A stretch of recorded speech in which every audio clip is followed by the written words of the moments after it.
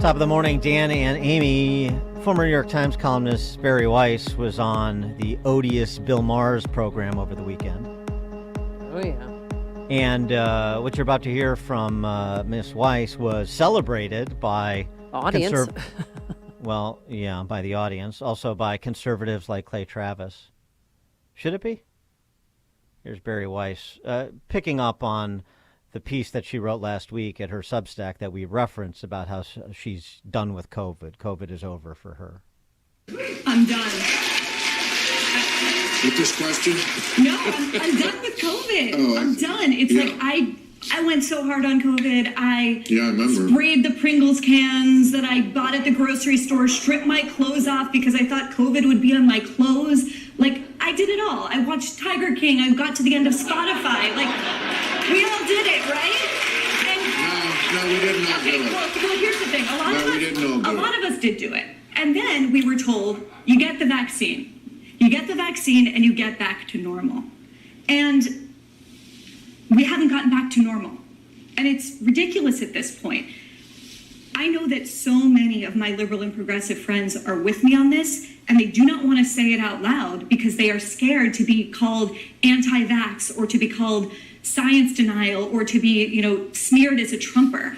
I'm sorry, if you believe the science, you will look at the data that we did not have 2 years ago, and you will find out that cloth masks do not do anything. You will realize that you can show your vaccine passport at a restaurant and still be asymptomatic and carrying Omicron. And you will realize, most importantly, that this is going to be remembered by the younger generation as a catastrophic moral crime. The city of Flint, Michigan, which is 80%, I think, minority students, has just announced indefinite virtual schooling. In the past 2 years, we've seen among young girls a 51% increase in self-harm. People are killing themselves. They are anxious. They are depressed. They are lonely. That is why we need to end it, more than any inconvenience that it's been to the rest of us. I think it's a pandemic. It's like, at this point, it's a pandemic of bureaucracy. It's a pandemic of bureaucracy. It's not real anymore. Let's not forget. I'm all for the William F. Buckley observation that we need to give our political opponents the space to come over to our side. I support that concept. Ronald Reagan started out as a Democrat, right? Came over to the conservative side. And there are many other examples of that. But not without qualification. Barry Weiss confessed in that piece that's being feted by conservatives, in an unqualified fashion, that she fed the panic. And there were some of us, right from the outset, who exercised restraint, who said we need more information before we engage in these draconian policies, who recognized in the early summer of 2020 that there was harm being done to kids who were pushed out of school. There was a Brown University study at the time that suggested kids were already, just losing the spring semester of that year, were falling behind. And some of us reminding the world that, kids fall behind in the primary grades. Oftentimes they don't catch up, particularly in terrible school districts, which are most urban school districts. They're never going to catch up. And then they had another year without in-person learning. We also, at that time, there was a Yale University study about transmission, looking at more than 40,000 daycare center environments and finding nary much evidence at all of transmission from kids to adults. And we said, well, we should take these studies under consideration before we run headlong into lockdowns and the economic impact. And comments from, for example, the head of the UN World Food Program, who said if you break these supply chains, you're going to increase the number of people around the world who starve to death or who are pushed to the brink of starvation by threefold. Tens of millions more. So, I understand why people want to celebrate those who we've seen the scales fall from their eyes, but not without reckoning. Because this is just my supposition, this pandemic of bureaucracy that Barry Weiss now observes, she will feed it again the next time there's the opportunity to panic. For more on this, pleased to be joined by Joy Pullman, executive editor of The Federalist, thefederalist.com. Joy, thanks for joining us. Appreciate it. Oh, thanks for having me. What about even those, and Barry Weiss and her leftist friends that she describes as agreeing with her? Yes, you can come over to our side. Yes, we welcome support for the sort of trade-off analysis that hasn't been done over most of the last 2 years. But there needs to be an accounting for your responsibility in feeding the mindless pandemonium that you fed for much of the last 2 years. I mean, I kind of both agree with you and with her, and I'm not usually the kind of split the baby sort of person. So, in fact, I did. The Federalist, which I work for, was notable in publishing an article I wrote 3 days after my governor locked down my state, saying, this is probably a bad idea. No one's considering the trade-off. So, like you, I was one of the early people really skeptical of this, especially since, quarantines of the healthy have never, ever, ever in history, with many worse pandemics been a recommended, or adopted sort of attempted intervention. And now we know that they're absolutely a failure. So I do think that, we absolutely need the people who made bad decisions in the face of, they had, available historical and other data that at the time, should have cautioned them about lockdowns. So I fully agree with that. But at the same time, you have to understand, the many Americans believed that, the experts who turned out to be colossal failures. And, I think, of course, everyone bears responsibility for their own decisions. But at the same time, I don't know about you, but I have made many big errors, and not only in my personal life, but in my punditry. So, for example, I didn't get Donald Trump for a very long time. That, was a mystery and a struggle for me. And that was, failure of insight. So, so all of us humans are imperfect and we don't understand the world well. And it's very hard to know what to do, especially when issues are as clouded as COVID was purposefully. And so I really, and we really, really need people to kind of reassess and change their minds and be able to have the humility to publicly admit it like Barry Weiss did.